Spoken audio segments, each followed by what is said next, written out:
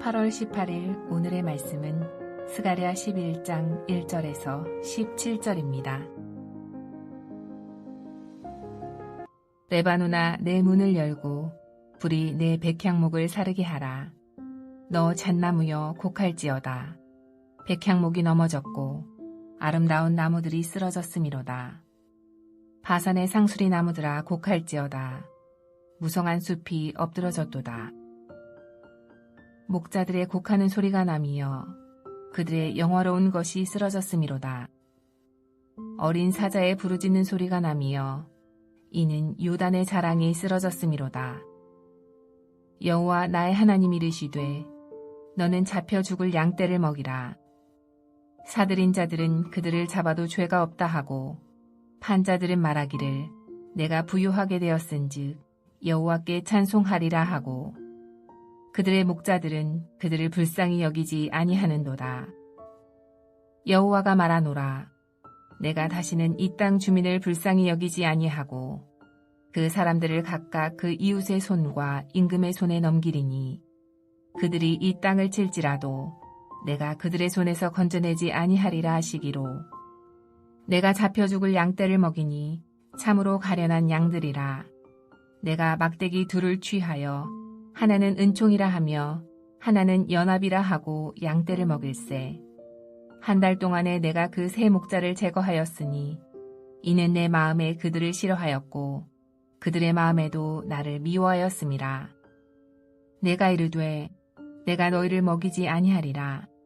죽는 자는 죽는 대로 망하는 자는 망하는 대로 나머지는 서로 살을 먹는 대로 두리라 하고 이에 은총이라 하는 막대기를 취하여 꺾었으니 이는 모든 백성들과 세운 언약을 폐하려 하였음이라. 당일에 곧 폐함에 내 말을 지키던 가련한 양들은 이것이 여호와의 말씀이었던 줄 안지라. 내가 그들에게 이르되 너희가 좋게 여기거든 내 품삯을 내게 주고 그렇지 아니하거든 그만두라. 그들이 곧 은 30개를 달아서 내 품삯을 삼은지라. 여호와께서 내게 이르시되 그들이 나를 헤아린 바 그 삭슬 토기장이에게 던지라 하시기로 내가 곧 그 은 30개를 여호와의 전에서 토기장이에게 던지고 내가 또 연합이라 하는 둘째 막대기를 꺾었으니 이는 유다와 이스라엘 형제의 의리를 끊으려 함이었느니라. 여호와께서 내게 이르시되 너는 또 어리석은 목자의 기구들을 빼앗을지니라.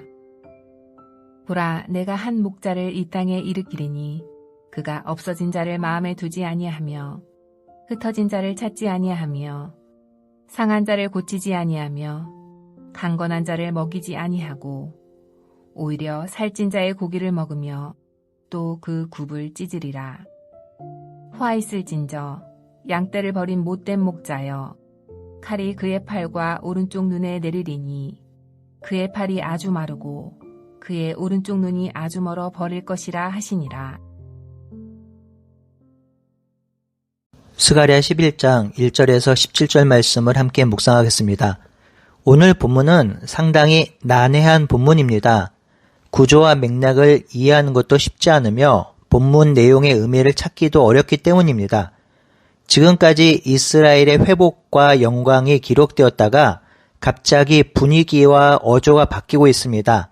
레바논과 바산과 요단의 오만한 자를 심판하시고 거짓 목자들의 심판을 선언하고 있는 본문이 오늘 우리에게 어떤 메시지를 주는지 살펴보겠습니다. 오늘 본문도 세 단락으로 나누어 묵상할 수 있습니다. 첫째 단락은 1절에서 3절 레바논, 바산, 요단의 심판 선언입니다. 레바논아, 내 문을 열고 불이 내 백향목을 사르게 하라고 합니다. 백향목은 레바논을 대표하는 나무이죠. 백향목은 고급 목재로서 레바논의 자랑입니다. 이 백향목을 불사를 것이라고 하는데요. 2절에는 잣나무야 통곡하라, 백향목이 넘어지고 큰 나무들이 찍힌다고 합니다. 울창한 나무들이 넘어지고 황무하게 된다는 것이죠. 또 바산의 상수리 나무들아 통곡하여라, 울창한 숲이 엎드려진다고 합니다. 레바논의 백향목과 바산의 잣나무는 이 나라들의 교만의 상징입니다. 이렇게 교만한 레바논과 바산을 하나님께서 무너뜨릴 것이라 말씀하고 있는 것이죠. 3절도 같은 맥락인데요. 요단의 자랑이 쓰러졌다고 합니다. 이 자랑은 교만함을 담고 있는 단어입니다. 이들은 하나님을 알지 못하고 자신들에게 은혜로 주어진 자연 만물을 가지고 부유해지고 그러면서 교만해지고 있습니다. 스스로 높아지고 그것으로 악한 일을 일삼습니다. 그래서 하나님은 이들의 교만과 악행을 하시고 이들을 심판하시겠다고 하십니다. 둘째 단락은 4절에서 6절 선지자들에게 잡혀 죽을 양떼를 먹이라고 하십니다. 여호와 하나님이 나에게 이르시되 너는 잡혀 죽을 양떼를 먹이라 하시죠. 여기서 잡혀 죽을 양떼라고 하는데요. 잡혀 죽을 양떼는 지금 포로에서 귀환한 이스라엘 백성의 피폐한 상황을 비유적으로 표현한 것입니다. 포로에서 귀환한 백성들은 지금 황폐하고 무너진 예루살렘에서 살아야 하는데요. 지금 이들을 돌보라고 하시는 것입니다. 하나님이 스가랴에게 이렇게 말씀하신 이유는 지금 예루살렘 땅에는 선지자가 있긴 하지만 그 선지자가 참된 선지자, 참된 목자가 아니기 때문입니다. 그들의 악행이 5절에 기록되어 있습니다. 이들은 양떼를 사다가 잡아도 벌을 받지 않고 그들을 팔아 넘긴 자다. 주님을 찬양하세 부자가 되었네 하며 좋아한다고 하죠. 선지자들은 하나님의 백성을 긍휼히 여기지 않고 오히려 그들을 팔아 넘기는 악행을 하면서도 하나님을 찬양한다고 합니다. 그래서 하나님은 다시는 이 땅의 사람들을 불쌍히 여기지 않을 것이며 이 사람들을 이웃나라와 이웃왕에게 다시 넘겨줄 것이라 하지요. 하나님이 이렇게 심판하신 것은 바벨론의 포로로 끌려가기 전에 남유다의 지도자들과 선지자들에게 하신 말씀과 거의 비슷합니다. 예레미야 13장 14절에 보면 내가 그들을 불쌍히 여기지 아니하며 관용치 아니하며 아끼지 아니하며 멸할 것이라 하셨지요. 셋째 단락 7절에서 14절은 선지자에게 주어진 사명을 이행하는 장면입니다. 이 사명은 세 가지로 이행되고 있는데요. 첫 번째 선지자의 사명은 두 지팡이로 백성을 살리는 것입니다. 7절에 보면 내가 잡혀 죽을 양떼를 먹이니 참으로 가련한 양들이라.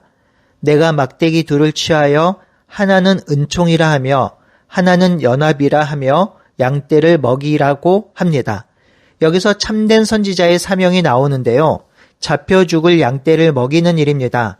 악한 선지자, 불의한 선지자는 이 양떼를 팔아넘기며 양떼를 자기들의 배를 채우는 수단으로 여겼지만 참된 선지자는 양떼를 먹이는 자입니다. 참된 목자가 이 양을 먹이는데 두 가지 지팡이로 하지요. 그 지팡이의 이름은 각각 은총과 연합입니다. 은총은 하나님이 베푸시는 은혜이지요. 연합은 끈, 줄, 영토 이런 뜻이 있습니다. 그러니 하나님이 그들과 함께하는 연합 또는 임재를 뜻합니다. 그래서 참된 선지자는 하나님의 사랑과 은혜로 백성과 연결시키는 일을 하는 자이지요. 두 번째 선지자의 사명은 8절에 새 목자를 해고하는 것입니다. 8절에 보면 나에게는 목자 셋이 있는데 나는 그들이 하는 일을 더 이상 참고 볼 수 없고 그들을 미워하였으므로 그들을 해고하였다고 합니다. 여기서 셋이라는 숫자는 3명을 의미할 수도 있지만 전체로서의 총체성을 의미할 수도 있습니다. 이렇게 선지자를 해고한 후 선지자는 양떼에게 말하였습니다. 나는 더 이상 너희를 돌보는 목자 노릇을 하지 않겠다. 죽을 놈은 죽고 망할 놈은 망하여라. 그러고도 남는 것은 서로 잡아먹어라. 그런 다음에 나는 은총이라고 부르는 지팡이를 가져다가 둘로 꺾어서 내가 모든 민족과 맺은 언약이 취소되게 하였다고 합니다. 스가랴 선지자는 여전히 악에서 돌이키지 않는 선지자들과 여전히 하나님께 돌아오지 않는 백성들을 보면서 목자 노릇을 하지 않겠다고 하는 것이지요. 그리고 은총이라는 지팡이를 부러뜨리면서 자신의 사명을 내려놓고 있습니다. 선지자가 이렇게 행하자 그 언약은 바로 그날에 취소되었습니다. 하지만 이때 양떼 가운데서 괴로움을 당하던 양들은 선지자의 행동을 보고서 주님께서 말씀하고 계시다는 것을 깨닫게 되었습니다. 이에 선지자는 그들에게 12절에 이렇게 말합니다. 너희가 좋다고 생각하면 내가 받을 품삯을 내게 주고 줄 생각이 없으면 그만두어라. 그들은 선지자의 품삯으로 은 30을 주었다고 하였습니다. 여기서 은 30은 노예의 몸값이자 한 사람의 3년치 봉급 정도가 됩니다. 아이러니하게도 이 품삯은 양을 치는 것에 대한 품삯이 아니라 양을 버리고 죽도록 내버려 둔 것에 대한 품삯입니다. 나중에 보면 스가랴는 이 품삯에 만족하지 않습니다. 이 돈을 후하게 받은 품삯이라고 빈정대고 있지요. 13절에 보면 여호와께서 선지자에게 말씀하십니다. 그것을 토기장이에게 던져버려라. 그것은 그들이 내게 알맞은 싹이라고 생각해서 준 것이다. 그래서 선지자는 은 30개를 주의 성전에 있는 토기장이에게 던져버렸습니다. 여기서 토기장이가 어떤 곳이며 어떤 의미인지는 의견이 분분합니다. 성전의 금고라고 해석하기도 하고 또한 가난한 사람들에게 주었다고 이해하기도 합니다. 이 말씀을 배경으로 하는 마태복음 27장 5절에서 8절은 금고와 토기장이를 함께 언급하고 있습니다. 은 30을 토기장이에게 던진 선지자는 둘째 지팡이 곧 연합이라고 부르는 지팡이를 꺾어서 유다와 이스라엘 사이에 형제의 의리가 없게 하였습니다. 여호와께서는 스가랴에게 또 말씀하십니다. 또 어리석은 목자의 기구들을 빼앗을지어다. 이 표현은 기구를 빼앗으라는 뜻이 아니라 못되고 악한 목자 노릇을 하라는 뜻입니다.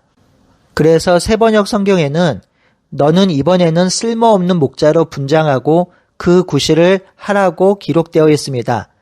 여기서 쓸모없는 목자들이 한 일이 나열되고 있는데요. 첫 번째는 그가 없어진 자를 마음에 두지 아니하고, 두 번째는 흩어진 자를 찾지 아니하며, 세 번째는 상한 자를 고치지 아니하며, 네 번째는 건강한 자를 먹이지 아니하고, 다섯 번째는 오히려 살찐 자의 고기를 먹으며, 여섯 번째는 그 굽을 찢으리라고 하였습니다. 굽을 찢는다는 말은 말의 굽까지 갉아먹는다는 뜻으로 백성들의 피까지 빨아먹는 선지자의 악행을 드러내고 있습니다. 17절은 양떼를 버리는 쓸모없는 목자에게 닥칠 재앙을 선언합니다. 칼이 그의 팔과 오른눈을 상하게 할 것이니 팔은 바짝 마르고 오른눈은 아주 멀어버릴 것이다. 여기서 팔과 오른눈을 상하게 한다는 것은 목자로서의 역할을 하지 못하게 한다는 것이죠. 팔이 없으면 지팡이로 양떼를 치지 못하며 눈이 없으면 양떼를 인도하지 못하기 때문입니다. 결국 양떼를 옳은 길로 인도하지 못하는 목자는 그 사명도, 그 직임도, 그 능력도 빼앗길 것이라고 말하고 있습니다. 오늘 이 말씀은 성도들보다 어쩌면 목사와 사역자들에게 하신 말씀이라고 생각됩니다. 목사와 사역자들이 깊이 새겨들어야 할 말씀이 많습니다. 목자와 사역자에게 주어진 가장 중요한 사명은 성도들을 옳은 길로, 의의 길로 인도하고 안내하는 것입니다. 그 사명을 망각하고 자신의 명예와 유익을 위해 성도를 도구화하면 안 되지요. 그리하면 하나님께서 주신 은사와 달란트를 빼앗아 갈 것입니다. 성도 여러분, 우리 교회 사역자들이 성도들을 옳은 길로, 의의 길로 인도할 수 있도록 기도해 주십시오. 또한 한국교회 사역자들이 성도들을 교회 성장의 도구와 목사의 명예를 위한 도구로 삼지 아니하고 성도가 가족임을 알고 의의 길, 옳은 길로 인도할 수 있도록 기도해 주시기를 바랍니다. 함께 기도하겠습니다. 하나님, 하나님의 교회를 위해서, 하나님의 백성을 위해서 사역하는 사역자들, 목사들이 하나님 앞에서 그리고 그의 말씀 앞에서 바르게 사역할 수 있도록 인도하여 주시옵소서. 하나님께서 말씀하신 것들을 바르게 전하며 바르게 성도들이 살 수 있도록 인도하게 하여 주시옵소서. 예수님의 이름으로 기도드립니다. 아멘.